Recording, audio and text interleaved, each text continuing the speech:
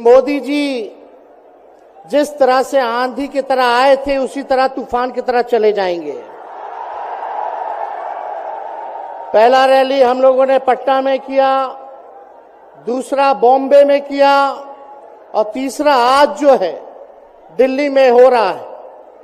और मैं बता दूं, देश के कोने कोने में जहां भी हम लोग जा रहे हैं वहां जनता का साथ, आशीर्वाद मिल रहा है। आज हम सब लोग एकजुट हुए हैं देश के लोकतंत्र, देश के संविधान, देश के भाईचारा को बचाने के लिए। जिस हिसाब से देश में बांटने का काम किया जा रहा है, भाई को भाई से लड़ाया जा रहा है, नफरत की राजनीति की जा रही है, उसलिए हम सब नेता आपकी लड़ाई के लिए हम सब लोग आए हैं और आपकी लड़ाई लड़ रहे हैं। और हम लोग सब लोग चाहते हैं कि इस लड़ाई में आपका साथ मिले, आपका आशीर्वाद मिले और आपका प्यार मिले। जो लोग नारा लगाते हैं अब की बार 400 पार, उनका मुंह है कुछ भी बोलेंगे, लेकिन एक बात तय है, जनता ही मालिक है, आप मालिक हैं और आपको तय करना है कि देश के शासन में कौन बैठने का काम करेगा। आज यहां दिल्ली की जनता से पूछना चाहते हैं, वो लोग नारा लगा रहे हैं, टारगेट फिक्स कर रहे हैं अब की बार 400 पार। ऐसा लग रहा है कि पहले से ही ईवीएम सेटिंग हो चुका है। ये लोग फिर भी आप लोगों से पूछना चाहते हैं कि आप लोग, ये लोग जो नारा लगा रहे हैं, क्या वो सच होगा या वो सत्ता से बेदखल करिएगा? हाथ उठा के बताइए, इनको सत्ता से बाहर करना है कि नहीं करना? आज हम सब लोग देख रहे हैं कि देश में अघोषित इमरजेंसी लागू हो चुकी है। देश में सत्ता में जो लोग बैठे हैं तानाशाह रवैया अपनाने का काम कर रहे हैं, घमंडी हो गए हैं लोग। और आज हम लोग किसी को गाली देने नहीं आ रहे, लेकिन जो आंख से देख रहे हैं वो बताने आ रहे हैं, जो महसूस कर रहे हैं वो बताने आए हैं। सत्ता में लोग जो बैठे हैं, विपक्ष का धर्म बनता है, कर्तव्य बनता है कि उनसे हम लोग सवाल करें। आज मेरा मानना है कि देश में सबसे बड़ा अगर दुश्मन है तो बेरोजगारी है, महंगाई है, गरीबी है। आज यहाँ लोग हैं, नौजवान हैं, नौजवानों से पूछना चाहते, बताओ कितने नौजवान यहाँ जो हैं मोदी जी ने नौकरी दिया? हाथ उठा के बताइए। कोई नहीं मिलेगा। मोदी जी ने कोई नौकरी नहीं दी, सब कुछ जो है प्राइवेटाइज कर दिया। और हम लोगों ने बिहार में जब कांग्रेस लेफ्ट इंडिया अलायंस की सरकार थी, 17 महीने में 5 लाख नौकरी हम लोगों ने देने का काम किया। आज किसान तबाह है, युवा परेशान है, लेकिन किसानों से मोदी जी को मिलने का समय नहीं है।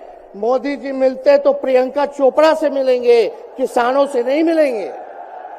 अक्षय कुमार को इंटरव्यू देते थे पिछले चुनाव में, इस बार बिल गेट्स को बुला करके इंटरव्यू देने का काम कर रहे हैं।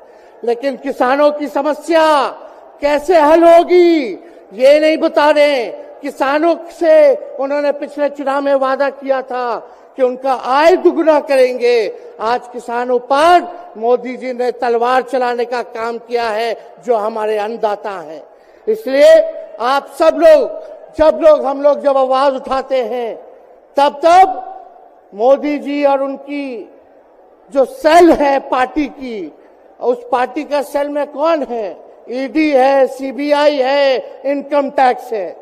लालू जी को तो कई बार सताया गया, मेरे ऊपर मुकदमा किया गया, मेरी मां पर, मेरी बहनों पर, मेरे जीजाओं पर, मेरे पिता के जितने संबंधी थे सब पर केस मुकदमा किया। अभी बिहार चले जाइए, कई हमारे नेताओं पे छापेमारी चल रही है, कई जगह ईटी का रेड चल रहा है, आईटी का रेड चल रहा है, लेकिन हम लोग घबराने वाले लोग नहीं। आज देश में जिस हिसाब से हेमंत सोरेन जी को और अरविंद केजरीवाल को गिरफ्तार करने का काम इन बीजेपी के लोगों ने किया है, तो उनको हम बता दें कि इनके गीदड़ भपकी से हम लोग डरने वाले नहीं हैं। हम लोग संघर्ष करने वाले लोग हैं। और पिंजरे में तो शेर ही को कैद किया जाता है। सब लोग शेर हैं। आप लोगों ने ताकत दिया है, आपकी लड़ाई हम लोग लड़ रहे हैं। कंस राज आप लोगों ने देखा होगा, जब जब कंस को किसी से तकलीफ होती थी, डर लगता था, तब तब जेल में लोगों को बंद कर दिया जाता था। लेकिन जेल जाने से यहां कोई डरने वाला नहीं है। कितने लोगों को जेल भेजोगे? लेकिन जब जनता जब जवाब देगी, जब वोट का चोट दीजिएगा, तो मोदी जी हाथ मलने का काम करेंगे, सत्ता से बेदखल हो जाएंगे। इसलिए ये अपनी ताकत को पहचानिएगा। सब लोग चुनाव के समय आप सब लोग पोल कीजिएगा, वोट दीजिएगा, लोगों को भी वोट दिलाने का काम कीजिएगा। बीजेपी के लोग झूठ बोलने वाले लोग हैं। ये लोग यूरिया को भी चीनी बना देते हैं। ये लोग गोबर को भी हलवा दे करके परोस देते हैं। ये लोग आंख फोड़ करके चश्मा दे देंगे और फिर बोलेंगे देखो हमने चश्मा दिया। ये झूठी पार्टी है, इसलिए इन पे विश्वास मत कीजिएगा। मोदी जी कहते हैं कि उनका गारंटी मजबूत गारंटी है, गारंटी की बात करते हैं। हम बोलते हैं मोदी जी की गारंटी वैसी ही गारंटी है जैसे चाइनीज माल होता है। 2-4 बार इस्तेमाल करोगे और वो गारंटी जो है खत्म हो जाता है, टूट जाता है, खराब हो जाता है। तो जब तक चुनाव है तब तक ही मोदी जी की गारंटी है, बाकी कुछ नहीं। 2 करोड़ रोजगार का क्या हुआ? 15-15 लाख रुपए का क्या हुआ?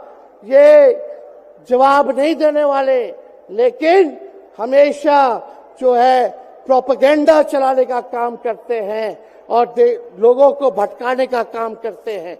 इसलिए आप सब लोगों को सावधान रहना पड़ेगा। इनके झूठ पे आप लोग विश्वास मत कीजिएगा। और हम सब लोगों ने आज तस्वीर देखा।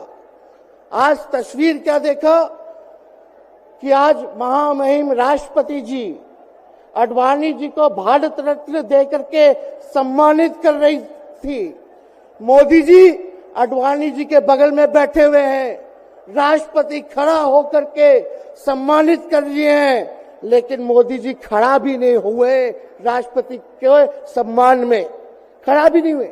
इससे पहले भी हम लोगों ने तस्वीर देखी कि राष्ट्रपति पीछे पीछे चल रही है, मोदी जी आगे आगे चल रहे हैं। ये हम आप सब लोगों को बताना चाहते हैं कि इनका संविधान पे कोई विश्वास नहीं है। ये लोग नागपुरिया कानून को लागू करना चाहते हैं, आरएसएस के एजेंडे को लागू करना चाहते हैं। इसलिए ज्यादा कुछ ना कहते हुए एक आंकड़ा हम जरूर बताना चाहेंगे। देश में इंटरनेशनल लेबर ऑर्गेनाइजेशन ने सर्वे किया है, उसमें आंकड़े हैं कि आज देश में बेरोजगारों में से 83% युवा है। पढ़े लिखे युवाओं में बेरोजगारी लगभग 65% है। ग्रामीण क्षेत्रों में सिर्फ 17.5% युवाओं के पास ही काम है। यानी भारत की आत्मा गांव में 82% युवा आज बेरोजगार हैं और मोदी जी इसके बारे में कोई काम नहीं किया। आप एक बार विश्वास कीजिएगा, अगर इंडिया सरकार की अलायंस की सरकार बनती है तो नौजवानों को हम लोग नौकरी देने का काम करेंगे, बेरोजगारी को दूर करेंगे। और जाते जाते बहुत सारे नेताओं को बोलना है, लेकिन एक अंत हम करेंगे एक गाने के साथ। और आप लोगों ने गोविंदा का फिल्म का एक गाना सुना होगा कि तुम तो धोखेबाज हो, वादा करके भूल जाते हो। रोज रोज मोदी जी तुम ऐसा करोगे, रोज रोज मोदी जी तुम ऐसा करोगे, जनता जो रूठ गई तो हाथ मलोगे।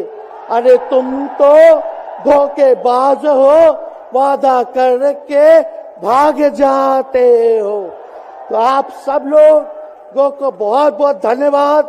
आप सब लोगों का आशीर्वाद मिले और हम सभी लोगों जो है आज मिसेस केजरीवाल और हमारी बहन कल्पना जी के साथ हम लोग जो है मजबूती के साथ खड़े हैं और इस लड़ाई को लड़ेंगे और जीतेंगे।